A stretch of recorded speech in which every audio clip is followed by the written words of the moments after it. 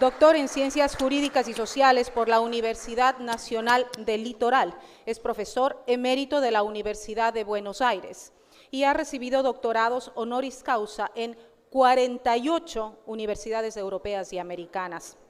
Fue juez de la Corte Interamericana de Derechos Humanos desde el 2016 hasta el 2022 y ministro de la Corte Suprema de Justicia de la Nación Argentina del 2003 al 2014.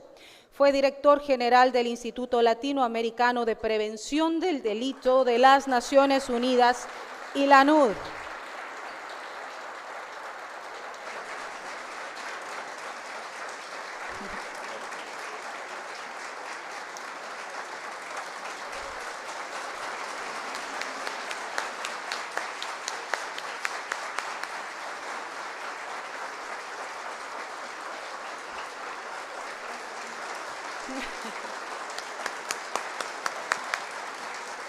Bienvenido, este es su espacio. Dejo el micrófono. Voy a usar. Gracias.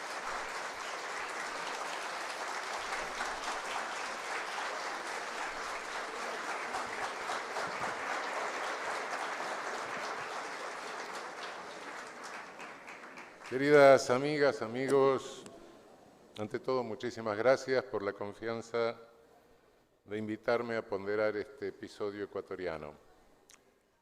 Por muchas razones de mi biografía, que ya se va haciendo un poco larga, creo que los conozco más a ustedes, ecuatorianos y ecuatorianas, que ustedes a mí. Pero bueno, no importa.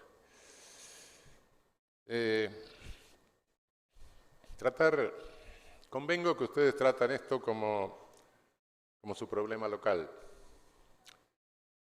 Realmente creo que se nos está configurando la patria grande, pero por agresión. No estamos ante un fenómeno puramente local. Estamos ante un fenómeno de patología jurídica regional. Este es uno de sus capítulos. No, en estos minutos no puedo analizar exhaustivamente todos los aspectos de este caso sobornos, también llamado arroz verde, también llamado mil hojas, es decir, con todas las designaciones que tuvo a lo largo del uso que del caso hizo uno de los monopolios mediáticos que caracterizan a toda la región. Monopolios mediáticos que llevan a la creación de una realidad única, al mejor estilo de fondo, argumental, discursivo de Goebbels, aunque con tecnología post-revolución tecnológica. Realmente me voy a centrar fundamentalmente en la sentencia, que es lo que he tenido a mano. Las características que tiene esta sentencia son comunes con la de otros casos análogos de lo que se dan llamar lawfare. Creo que es una expresión que se está gastando. Me parece que sería bueno reemplazarla directamente por persecución política a través de manipulación mediática y judicial y de servicios de inteligencia. Las características de estas sentencias son su extrema extensión. Extensión que la hace farragosa, hace difícil de encontrar cuáles son los puntos nucleares de la sentencia. Esta sentencia tiene 680 y tantas páginas, creo. Hubo otras más voluminosas, incluso en mi país. La gran parte de la sentencia no es obra de jueces, es obra de los funcionarios o de los empleados administrativos, porque relata minuciosamente todo lo que va pasando en el curso de la audiencia, lo que dice cada uno, los instrumentos, los documentos que se aportan, etcétera. Y todo esto es naturalmente obra de los administrativos. La parte medular de la sentencia se mezcla finalmente, de repente hacen un análisis dogmático bastante complejo y confuso, pero con muchas citas, y si son citas de profesores alemanes, mejor. Y de pronto hay un salto lógico que dice, bueno, evidentemente, con todo este montón de pruebas que se produjeron y con toda esta documentación, con todo esto que dijeron los testigos, etcétera, está probada la autoría de todos los procesados. Lo cierto es que hay una multiplicidad de hechos imputados que no encuentro en esta sentencia, en la lectura de la sentencia, la fundamentación razonada de la prueba respecto de la intervención de cada uno de los procesados y condenados. No se limitan a enumerar pruebas en un totum revolutum, pero en definitiva, ¿qué es lo que hizo cada uno? No se dice, ni hay prueba respecto de cada uno de ellos. Independientemente de que, como decía la colega hace un momento, tampoco se prueba la competencia de cada uno para realizar un acto de cohecho, que debía ser un acto dentro de la competencia del funcionario. Se prueban nombramientos, sí, claro, es de público y notorio que eran funcionarios públicos, pero tenían la capacidad de otorgar esos contratos, por lo menos todos ellos no la tenían. Entre todos estos elementos se acumulan contratos. Sí, claro, los contratos son contratos. Pero nada más que eso. Fueron contratos otorgados arbitrariamente, beneficiaron a alguien. No se dice, se deja entrever de repente que fueron contratos que se hicieron bajo un régimen de emergencia, muchos de ellos. El régimen de emergencia es una forma, bueno, lícita de perfeccionar un contrato, siempre y cuando exista la emergencia. Pero no se prueba que no existían las emergencias. Y se deja como indicio que se aplicó el régimen de emergencia. Sin valorar en cada caso si el régimen de emergencia era o no era procedente. Toda sentencia de un tribunal técnico tiene que fundarse razonadamente. La prueba debe valorarse razonadamente. A diferencia de un jurado, que bueno, el jurado se expresa conforme a íntima convicción. ¿Qué es en definitiva lo que es el razonamiento, la valoración de la prueba? Bueno, el proceso penal no hace más en este caso que formalizar lo mismo que hace el historiador, el método del historiador para la reconstrucción de un hecho pasado. En las etapas, esto es lo que se llama la sana crítica en la valoración de la prueba. Una etapa heurística que dice, bueno, estos son los documentos o datos o información que tengo que tener en cuenta. Después una etapa de crítica externa de estos datos, de esta información, de res gesta que tengo delante. ¿Cuáles son verdaderos y cuáles son falsos? Y después ya, teniendo por falsos, ¿cómo evalúo el contenido, lo que me dicen esos datos? ¿Es verosímil o no es verosímil? Etapa de crítica interna. Y por último se llega a una conclusión. Bueno, estas etapas no están realizadas. En la etapa heurística, de entrada se queda fuera un testigo clave. ¿Por qué? Porque dicen que fue condenado en Brasil. Primero, en Brasil no fue condenado por hechos cometidos en Ecuador. Y en segundo término, aunque lo hubiese sido fundamental escucharlo, aunque sea a título informativo. Pero no se lo escucha. De modo que en la etapa heurística un testigo fundamental se quedó fuera, se excluyó arbitrariamente. En la etapa de crítica externa tenemos el famoso cuaderno. Quiero aclararles que no es la primera vez que en un proceso de esta naturaleza aparecen cuadernos escritos por memoriosos. En mi país también hubo. Solo que el caso de Cristina Kirchner es más aberrante, porque los cuadernos se quemaron y de la ceniza resurgieron unas fotocopias.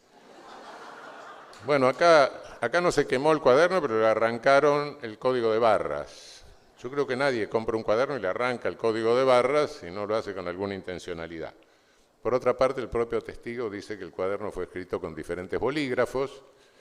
La la arrepentida dice que no, que lo escribió en un viaje entre Quito y Guayaquil, con una precisión. Por otra parte, el cuaderno está redactado en tiempo verbal presente y la arrepentida dice que lo escribió después. Bueno, es decir, como crítica externa y como crítica interna, realmente no se llevó a cabo esta cosa fundamental de valoración de la prueba. Por ende, se llega a conclusiones que son totalmente condenatorias. Quiero aclarar lo siguiente, y digo cooperación eficaz y todas esas cosas realmente son eufemismos.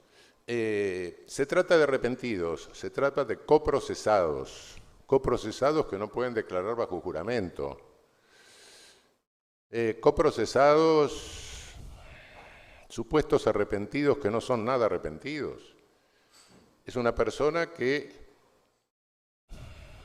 trata de hacer lo posible para eludir su comprometida situación procesal. De modo que sus dichos deben ser tomados en cuenta con las debidas precauciones. Con las debidas precauciones de que es una persona que realmente está mejorando su problema, su situación procesal, su combinación penal en ese momento. Lo que es válido respecto del arrepentido no son tanto sus dichos, sino si sus dichos conducen al descubrimiento de nuevas pruebas. Así, si en un homicidio 2 personas sospechadas de cometer el homicidio, uno dice no, lo mató el otro, no es el dicho del coprocesado lo que vale, sino si dice, si a eso agrega no, y después se escondió el cadáver en tal lugar, va y se encuentra el cadáver. Es el encuentro del cadáver lo que hace la prueba, no tanto el dicho de la persona. Todo esto lo digo sin perjuicio de que el arrepentido no es más que la versión contemporánea del viejo testigo de la corona, del procedimiento inquisitorial anterior al siglo XVIII, que se mantuvo en la legislación británica de alguna manera, pero que está cuestionado por todo el derecho penal liberal del siglo XVIII, Beccaria y todos los autores de la época. Bien, cabe hacer notar que la acusación señala que hubo sobreprecios en los contratos. No hay ninguna prueba de los sobreprecios, absolutamente. Tampoco hay prueba de que no se haya realizado las obras que se contrataron. Y como dije hasta hace un momento, tampoco los funcionarios condenados, salvo alguno, tenía capacidad para decidir o no la contratación.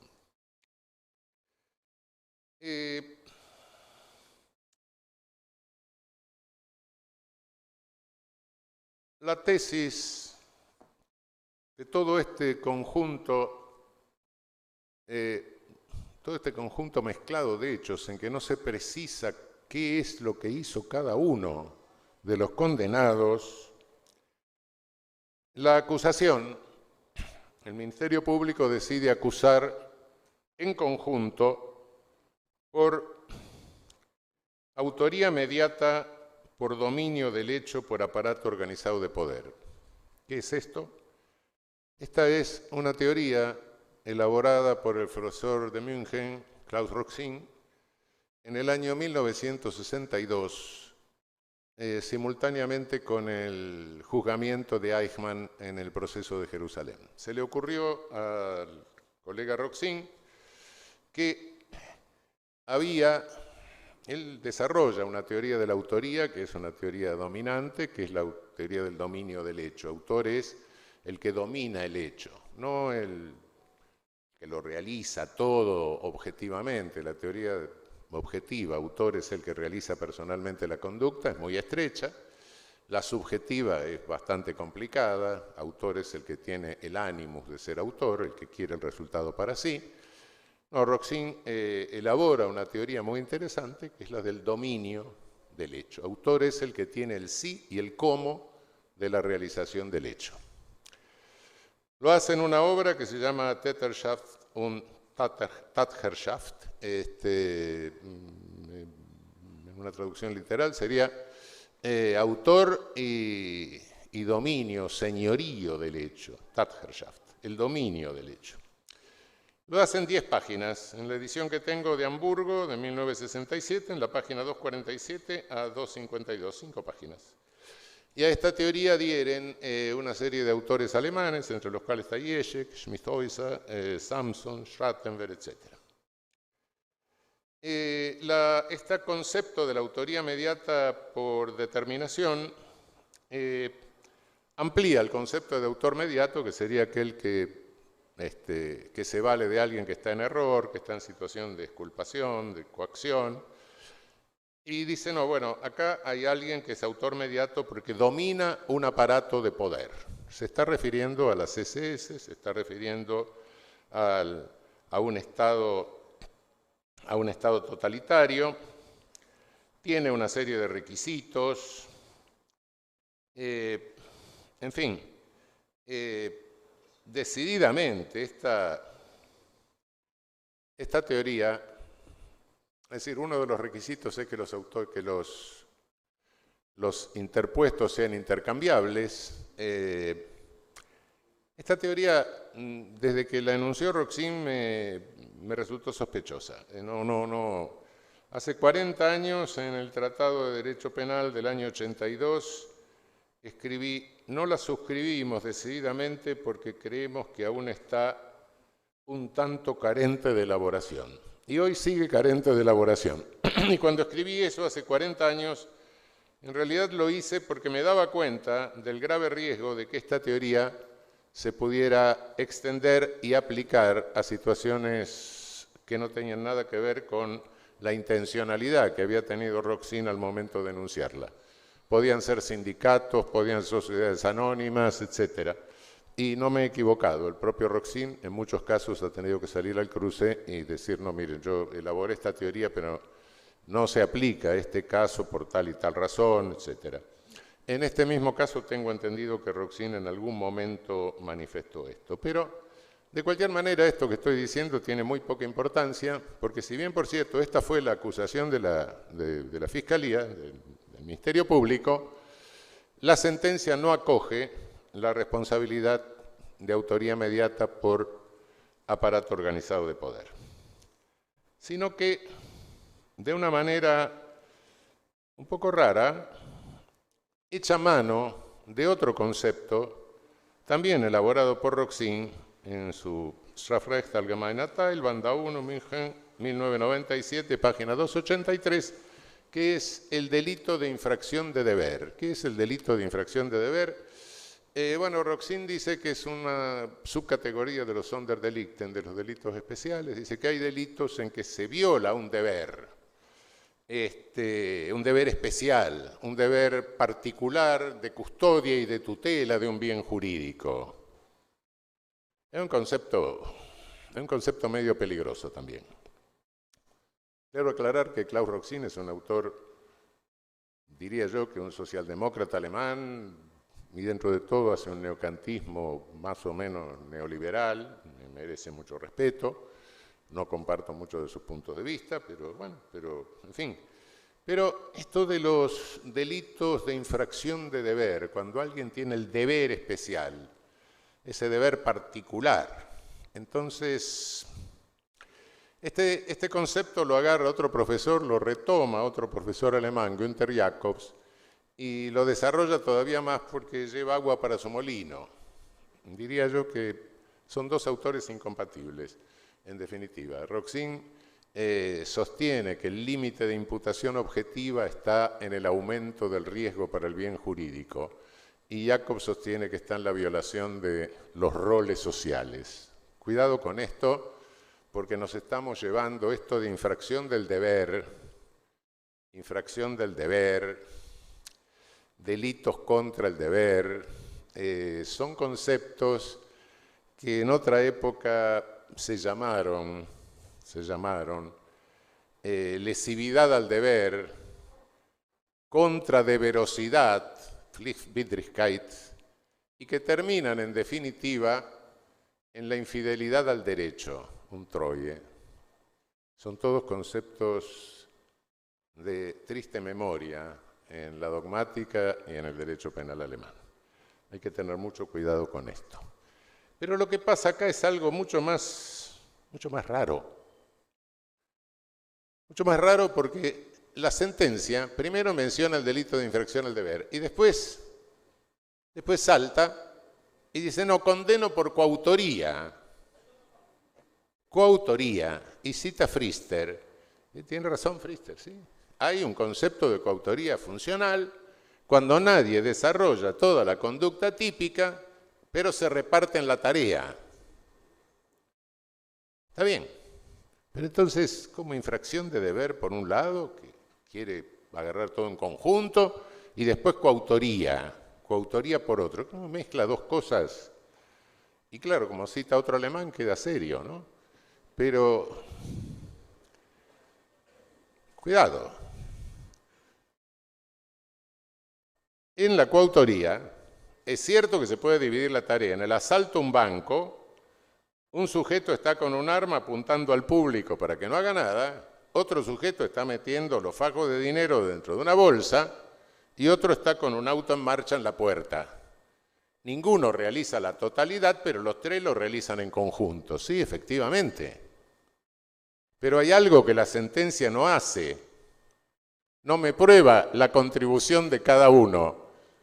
Y en el asalto al banco sí tengo que probar que hay uno con un arma conteniendo al público, otro metiendo los fajos y otro, porque si no pruebo eso, no está la realización en conjunto. Hay un señor que está amenazando, hay otro que está hurtando y hay otro que está con un auto en marcha que no hace nada. Tengo que probar acabadamente en qué contribuyó cada uno y en la sentencia eso no se hace ni mínimamente. Se apela a citas incoherentemente, contradictoriamente, ¿para qué? Para eludir la prueba de lo que correspondería probar respecto de la responsabilidad de los aportes de cada uno de los presuntos coautores.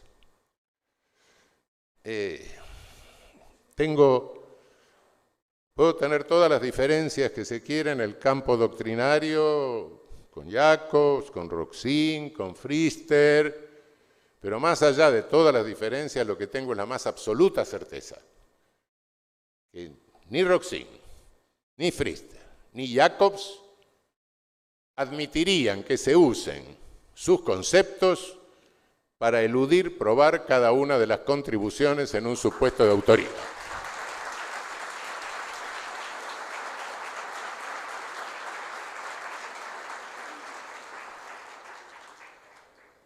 Realmente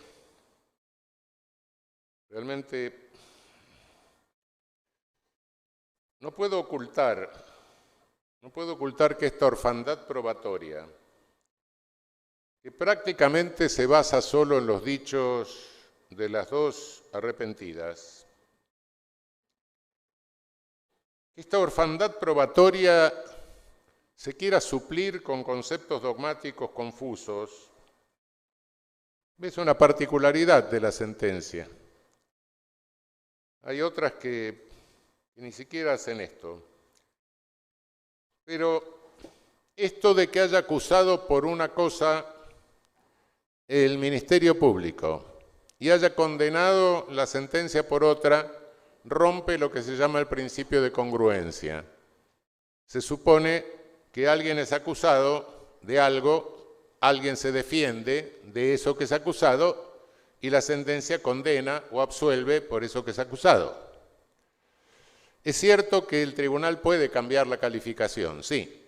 De un complejo fáctico más amplio puede hacer uno más chico que merece otra calificación, pero dentro de la misma tipicidad. Es decir, a alguien acusado de tentativa de homicidio puede decir, no, tentativa de homicidio no hubo, pero hubo lesiones. Pero lo que no puede decir que alguien acusado de lesiones incurrió en una tentativa de homicidio porque está agregando un dato de realidad que es la voluntad de matar. Lo inverso no lo puede hacer. En este caso, realmente no hay una coincidencia fáctica entre el hecho que se quiere imputar por autoría mediata por aparato organizado de poder y finalmente la condena que se hace por coautoría, una coautoría en la cual se da por hecho una banda y se da por hecho que el jefe de la banda incurre en esa jefatura, que está dicha en el código, etcétera, por influjo psíquico. Realmente cuando llegamos a ese punto nos damos cuenta de que esto está manejando un concepto verdaderamente arbitrario. Pero más que arbitrario, todavía tenemos otra cosa peor. La otra cosa peor que tenemos es la condena por autoría por instigación. Los conceptos de autoría, de instigación, de complicidad, son conceptos que el derecho toma de la vida real. El autor de un libro es el que lo escribe. El que le dio la idea, al cual le agradece en el prólogo, etc. Bueno, ese es quien para el derecho penal sería el instigador. Y luego, cuando le agradece a la familia que lo molestaron sistemáticamente, y otro que le pasó en limpio, otro que le corrigió, etc., es el cooperador, que es el cómplice. El derecho no inventa lo óntico, no inventa la realidad, la recoge. Y la autoría es una cosa y la instigación es otra. Está bien que puede haber un error en la redacción del texto legal, pero es deber del juez interpretar siempre racionalmente un texto legal. Y si bien, por cierto, se puede decir eso en el texto legal, una equiparación entre la autoría y la instigación, la racionalidad exige que se lo interprete como equiparación en cuanto a la pena. Tiene la misma pena el autor que el instigador. Bueno, perfecto, eso sí, pero no son lo mismo. Y no solo no son lo mismo porque en el plano de la realidad nunca son lo mismo, sino que no son lo mismo por razones jurídicas. El autor mediato comienza el acto de ejecución, comienza a ser punible porque comienza la tentativa en el momento en que comienza a determinar al interpuesto. El instigador solo comienza a ser punible si el instigado comienza la ejecución del hecho al cual lo instigó. De modo que no solo razones ónticas de respeto a la realidad son las que obligan al juez a distinguir las dos categorías, sino que además hay razones jurídicas, especialmente en el caso de la tentativa, que obliga a distinguir nítidamente las dos figuras. Acá no se lo hace, se termina condenando por autoría por instigación, dos conceptos totalmente incompatibles. Quiero aclarar otra cosa.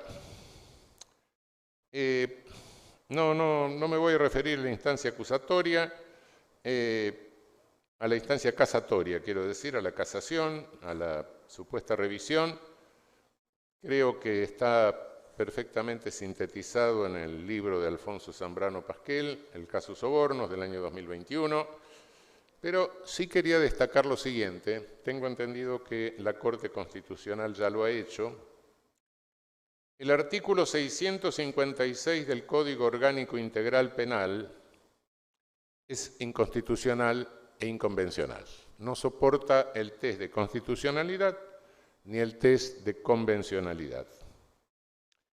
Sobre todo el último párrafo que dice que no son admisibles los recursos que contengan pedidos de revisión de los hechos del caso concreto ni de nueva valoración de la prueba. La Convención Americana de Derechos Humanos, en el apartado H del numeral 2 del artículo 8, y el artículo 14, inciso quinto, del Pacto Internacional de Derechos Civiles y Políticos exigen lo que se llama el doble conforme. Es decir, toda sentencia condenatoria debe ser revisada, a pedido del condenado, por supuesto, tiene el derecho el condenado a que se le revise integralmente, tanto en lo jurídico como en lo fáctico.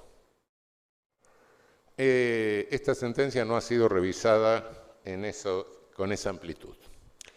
y además de la celeridad con que se lo hizo y la sospechosa coincidencia de prueba de fecha a que se refirió la anterior colega.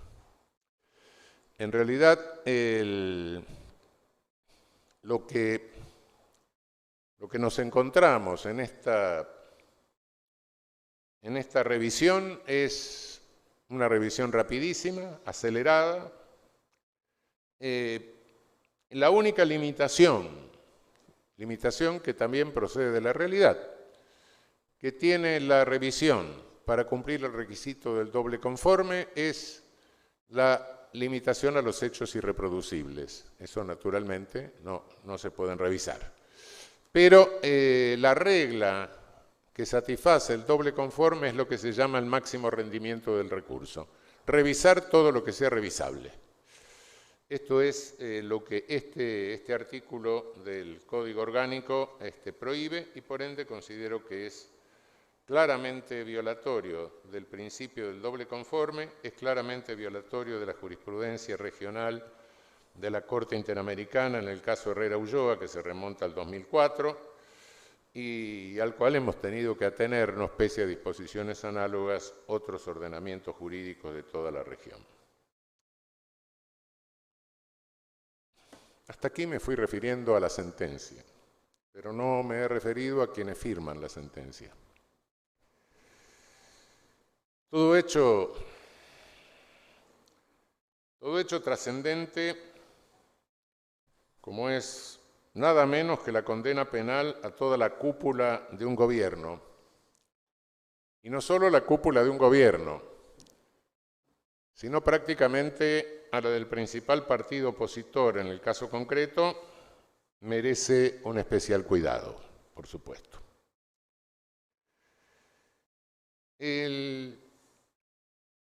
Toda decisión de esta naturaleza tiene un contexto. Es inevitable.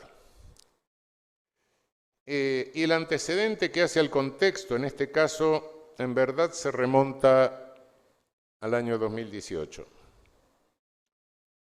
Cuando el entonces presidente entró en conflicto con el principal condenado en el caso y convocó una consulta popular en forma irregular, pero que en síntesis habilitó, directa o indirectamente, la remoción de funcionarios encargados del proceso de designación de jueces y remoción de jueces y representantes del Ministerio Público, lo que alteró gravemente la institucionalidad del Ecuador.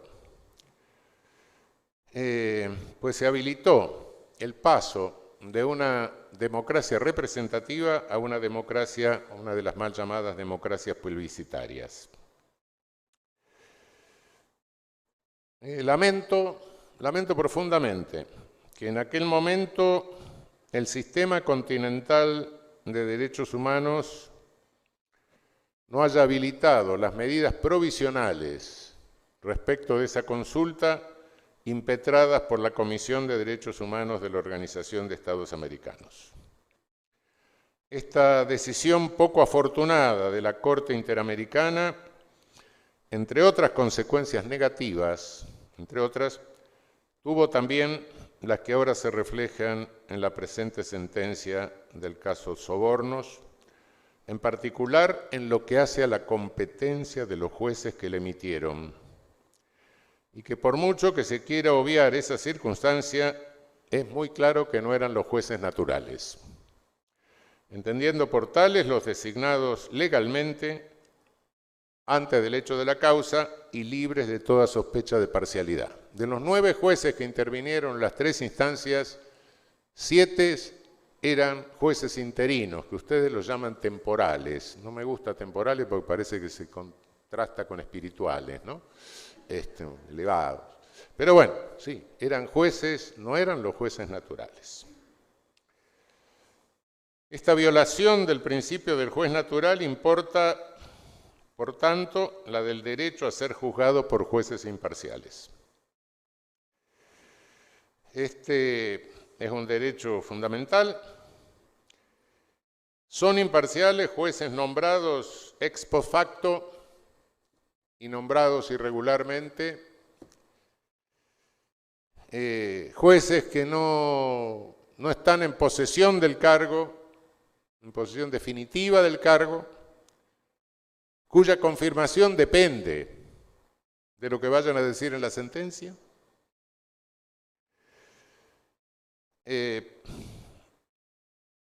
Insistimos en que en esta circunstancia nadie puede pasar por alto que en la sentencia no se condena a un grupo de personas cualquiera, sino a la plana mayor de un gobierno y prácticamente a la dirigencia del partido político opositor.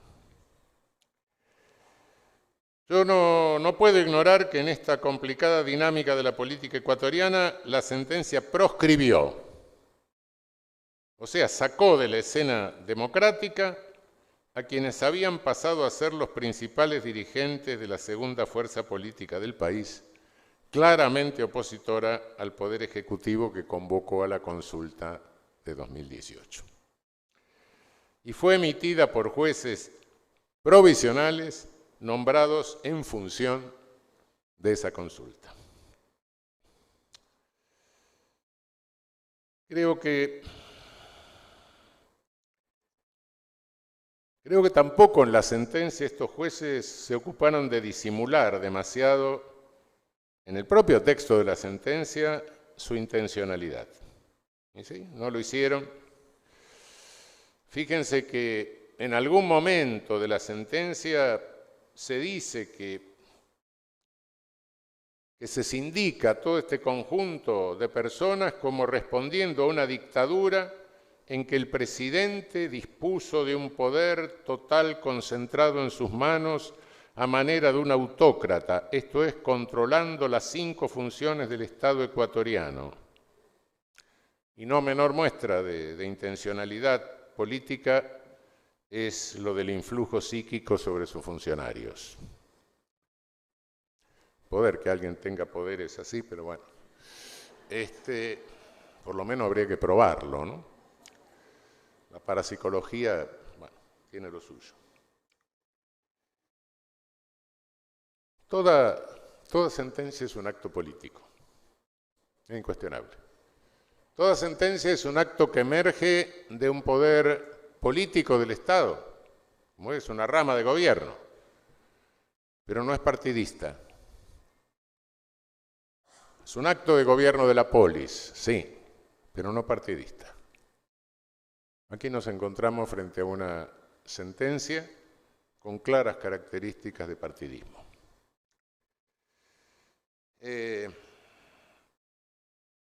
Antes, ya ahora,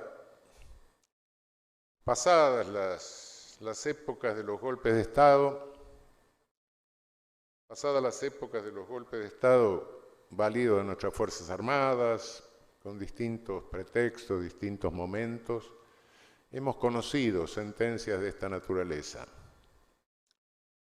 En mi país, la condena al general Perón por la dictadura de 1955 y después otras. Pero en aquellos momentos eran golpes de Estado validos de nuestras Fuerzas Armadas, a veces alienadas por ideologías, etc. Ahora eso se terminó. Ahora hay concertaciones de algunos jueces, ministerios públicos, servicios de inteligencia o servicios secretos, agentes de servicios de inteligencia o de servicios secretos, y sobre todo el monopolio mediático que tenemos a lo largo y a lo ancho de toda nuestra región, desde México hasta la Argentina, con distintos nombres, etc. Todo eso permite cometer hechos contra la democracia, donde, ¿qué es lo más grave? ¿Que determinados líderes políticos no puedan ser candidatos? Sí, es grave. Pero más grave es mirar la cosa del otro lado, que el pueblo no pueda votarlos. Cuidado con esto. Estamos afectando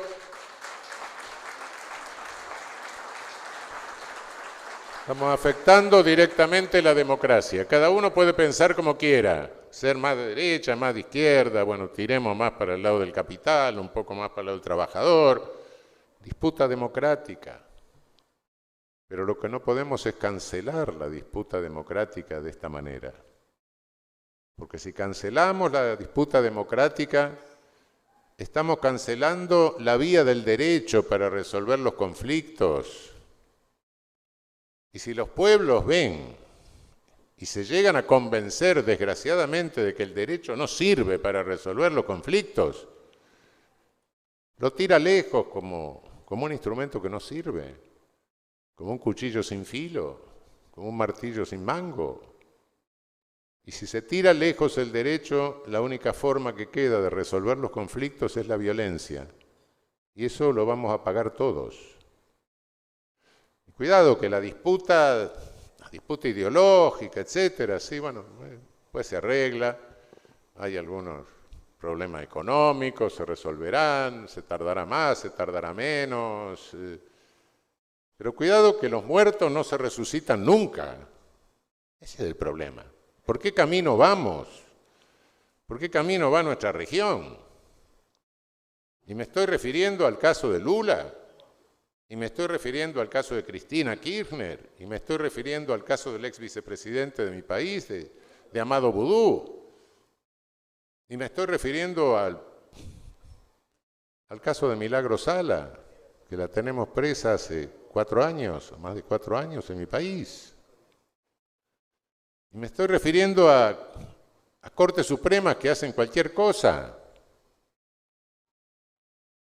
Es decir, lo que antes hacían nuestras Fuerzas Armadas alienadas, ahora lo hacen poderes judiciales, en combinación con otros factores de poder real. ¿A dónde queda nuestra democracia? ¿A dónde vamos? Cuidado que esto es regional. Yo me explico que ustedes estén tremendamente preocupados por este caso. Sí, perfecto. Estarán totalmente preocupados si tienen razón, pero preocúpense más, porque esta es una agresión regional. Aquí, de alguna manera, tenemos que conversar un poco entre todos para ver qué nos está pasando. ¿Qué pasa con nuestras democracias? ¿Cómo nos están agrediendo de esta manera? Como entretenimiento, volvamos al caso Sobornos y hagamos un entretenimiento de imaginación. Imaginemos invertir los mismos argumentos a los que me referí que están en esta sentencia, los mismos argumentos apliquémosela a los jueces, a los policías, a las arrepentidas. ¿Y qué pasa? ¿Los condenamos a todos? No, este no es. A los propietarios de medios. No, amigas y amigos, este no es el camino. El camino no es el camino de la arbitrariedad. El camino es el camino del derecho.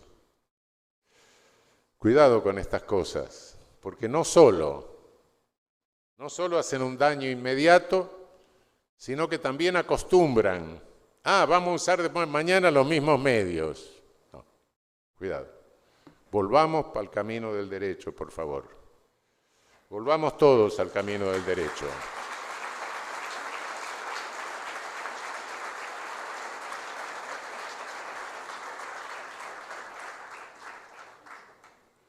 Las normas del derecho internacional de los derechos humanos que prima facie, así, livianito a la primera mirada, están violadas por esta sentencia sin pretensión de agotarla. Por supuesto, son las siguientes. Esta circunstancia de esta sentencia deberá ser investigada y sancionada en algún momento futuro en razón de lo dispuesto por el artículo 51 de la Convención Americana. Toda persona tiene derecho a que se respete su integridad física y moral, no como está pasando con el ingeniero Glass. como también por el artículo 5.2 de la misma. Nadie debe ser sometido a torturas ni a penas o tratos crueles, inhumanos o degradantes. Toda persona privada de su libertad será tratada con el debido respeto y la dignidad inherente al ser humano. No creo que Glass haya sido tratado en esas condiciones. La particular situación de los jueces temporales resulta violatoria del artículo 8.1 de la Convención. Toda persona tiene derecho a ser oída con las debidas garantías y dentro de un plazo razonable por un juez o tribunal competente, independiente e imparcial, establecido con anterioridad por la ley en la sustanciación de cualquier acusación penal formulada contra ella o para la determinación de sus derechos y obligaciones de orden civil, laboral, fiscal o de cualquier otro carácter. El artículo 14.1 del Pacto Internacional de Naciones Unidas dice prácticamente lo mismo. Todas las personas son iguales ante los tribunales y ante la justicia. Toda persona tendrá derecho a ser oída públicamente y con las debidas garantías por un tribunal competente, independiente e imparcial establecido por ley en la sustanciación de cualquier acusación de carácter penal formulada contra ella o para la determinación de sus derechos u obligaciones de carácter civil. La omisión de convocar al principal testigo de descargo y la imposibilidad de interrogar a las principales declarantes de cargo, es decir, las arrepentidas, resulta violatoria del 8.2f de la Convención, derecho de la defensa a interrogar a los testigos presentes en el tribunal y de obtener la comparecencia como testigos o peritos de todas las personas que puedan arrojar luz sobre los hechos. Y del 14.3 del Pacto, a hacer interrogar a los testigos de cargo y obtener la comparecencia de los testigos de descargo y que estos sean interrogados en las mismas condiciones de los testigos de cargo. Estoy citando normas expresas de instrumentos internacionales que obligan al Estado ecuatoriano. La apresurada decisión de la casación sin la revisión integral de la sentencia, como ya lo señalamos, viola el 8.2h de la Convención y el 14.5 del Pacto. Toda persona declarada culpable de un delito tendrá derecho a que el fallo condenatorio y la pena que se le haya impuesto sean sometidos a un tribunal superior conforme a lo prescripto por la ley. Pero además de los dos instrumentos que he citado, es decir, en el orden continental la Convención Americana, en el orden universal o de Naciones Unidas el Pacto de Derechos Civiles y Políticos, hay otro instrumento que debe tomarse en cuenta y que también, si bien no tiene la misma jerarquía, es altamente significativo, que son las disposiciones de la Carta Democrática Interamericana, en particular el artículo 1 de la Carta. Los pueblos de América tienen derecho a la democracia y sus gobiernos la obligación de promoverla y defenderla en perfecta consonancia con el artículo 3. Son elementos esenciales de la democracia representativa, entre otros el respeto a los derechos humanos y las libertades fundamentales, el acceso al poder y su ejercicio con sujeción al Estado de Derecho, la celebración de elecciones periódicas, libres, justas y basadas en el sufragio universal y secreto como expresión de la soberanía del pueblo, el régimen plural de partidos y organizaciones políticas y la separación e independencia de los poderes públicos. Queridas amigas, queridos amigos, insisto en algo que he dicho. Es grave la condena a la cúpula de un gobierno anterior. Es grave la proscripción de la cúpula de un partido político, sobre todo si ese partido político es el principal partido opositor.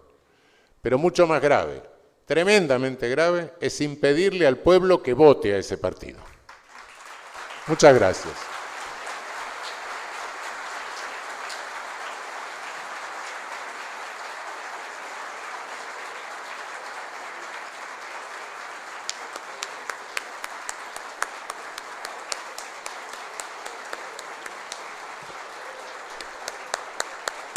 Muchísimas gracias.